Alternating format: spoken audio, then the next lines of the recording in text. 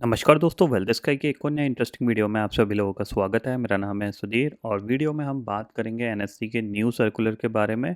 New circular जो आया है कल, उसको लेके हम इस वीडियो में समझेंगे कि इसका क्या इम्पैक्ट पड़ेगा और एक्चुअल में ये जो एनएससी और सेबी के बीच में वॉर चल रहा है, इवन बीएससी और एनएससी के बीच में जो एक्सपायरी डे का वॉर चल रहा है, इस वॉर का इम्पैक्ट रिटेल ट्रेडर पे क्या पड़ रहा है और किस तरीके से आपको अपने आगे आने वाले दिन प्लान करने चाहिए, इसको हम अंडरस्टैंड करेंगे। तो वीडियो को स्टार्ट करते हैं। तो यहाँ पे देखो, सीधी सी बात है, इंडिया का सबसे बड़ा एक्सचेंज एनएससी वो पूरी तरीके से पागल हो गया है। प्लस सेबी भी पागल हो गया है, क्योंकि जो छोटे छोटे चेंजेस होते हैं उनके ऊपर कंसल्टेशन पेपर भी बनाए जा रहे हैं। हालांकि देखा जाए तो इन पर्टिकुलर पॉइंट का कोई रोल नहीं है, बट फिर भी इनको बहुत ज़्यादा इम्पोर्टेंस दी जा रही है।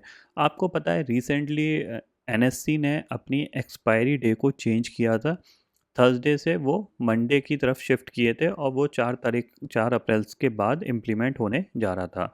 अब एनएससी का कल सर्कुलर आया है यहाँ पे, कि देख सकते हो ये सर्कुलर 27 मार्च का है और इसमें यहाँ पे members are required to note that the implementation of circular is deferred until further notice। और सर्कुलर क्या था, ये सर्कुलर था। इस सर्कुलर का जो नंबर है वो मैं आपको यहाँ पे, ये सर्कुलर था बेसिकली। और इस सर्कुलर में क्या चेंज किया गया था, एनएससी की तरफ से अपनी एक्सपायरीज चेंज करी गई थी, जो कि थर्सडे की वजह मंडे को शिफ्ट हुई थी। अब यहाँ पे क्या हुआ है कि बेसिकली कल सेबी की तरफ से एक कंसल्टेशन पेपर आया। उस कंसल्टेशन पेपर की वजह से यहाँ पे देखो, deferred until further notice in view of SEBI consultation paper dated March 27, the final settlement day, expiry day for the equity derivative. अब बेसिकली यहाँ पे क्या हुआ है कि सेबी ने क्लियरली बोल दिया है कि भैया, एक दिन डिसाइड कर लो, चाहे वो आप थर्सडे ले लो चाहे ट्यूसडे ले लो, लेकिन इसके अलावा किसी और डेज पे एक्सपायरी नहीं होगी। ये चीज़ क्लियरली सेबी ने बोल दिया है। यहाँ पे अगर आप देखोगे, यहाँ पे देखो,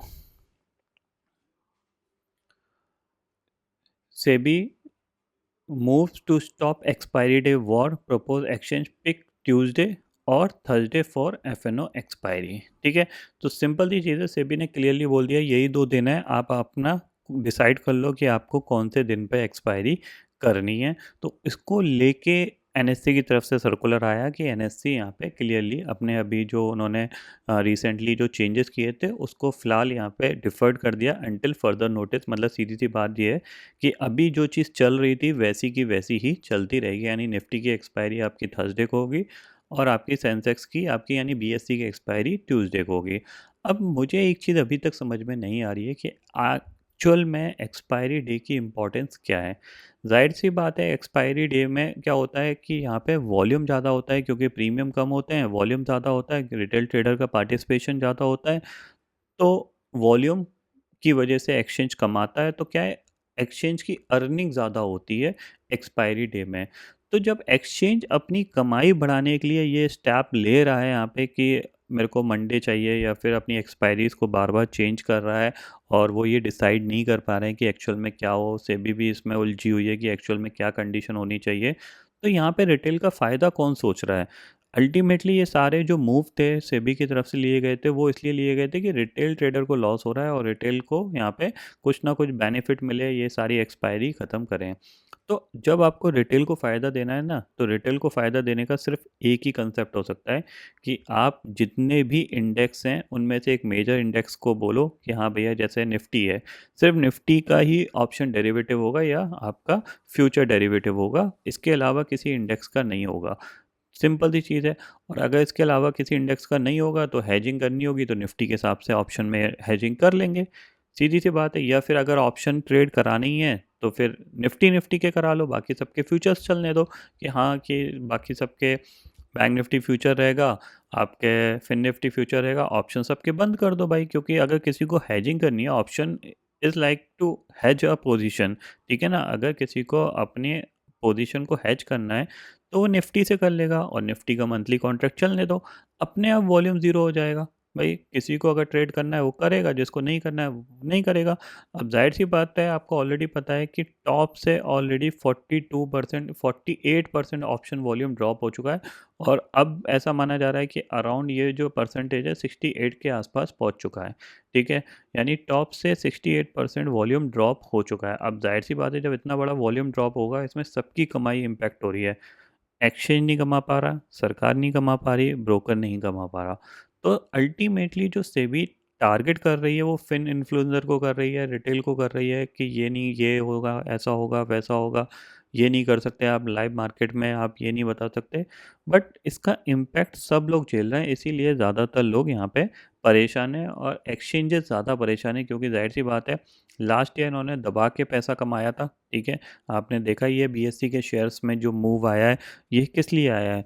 अगर बीएससी शेयर प्राइस आप देखोगे, तो आप देखो इसका 5 साल में आप देख रहे हो 4,500% से ज़्यादा के रिटर्न है। ठीक है ना, और मैक्स में अगर जाते हैं तो आपको यहाँ पे क्लियर पोजीशन, ये एडजस्टेड नहीं है थोड़ा सा, बट हाँ फिर भी लास्ट 5 साल में जो शेयर का प्राइस मूव हुआ है वो आपको दिख रहा है। ठीक है, ये क्यों मूव हुआ है? क्योंकि बीएससी ने अपने वीकली कॉन्ट्रैक्ट यहाँ पे लाए, और इसका जो फ़ायदा बीएससी को मिला वो बहुत अच्छा मिला है, क्योंकि इससे पहले बीएससी में डेरिवेटिव कॉन्ट्रैक्ट कोई ट्रेड ही नहीं करता था, उनके थे बट कोई नहीं करता था। But because of weekly option के चलते यहाँ पे रिटेल ट्रेडर का पार्टिसिपेशन बढ़ा, और हर किसी को एक्सपायरी प्ले करनी है, तो उस वजह से बीएससी के शेयर में इतना बड़ा उछाल देखने को मिला। ठीक है ना, तो कहीं ना कहीं एक्सपायरी डे की जो इम्पोर्टेंस है वो बहुत ज़्यादा है। इसीलिए यहाँ पे एक्सचेंज भी परेशान है, सेबी भी परेशान है कि करे तो करे क्या, और एक्सचेंज अपनी कमाई खो रही है, गवर्नमेंट अपनी कमाई, यहाँ पे उनकी कमाई कम हो रही है, जाहिर सी बात है।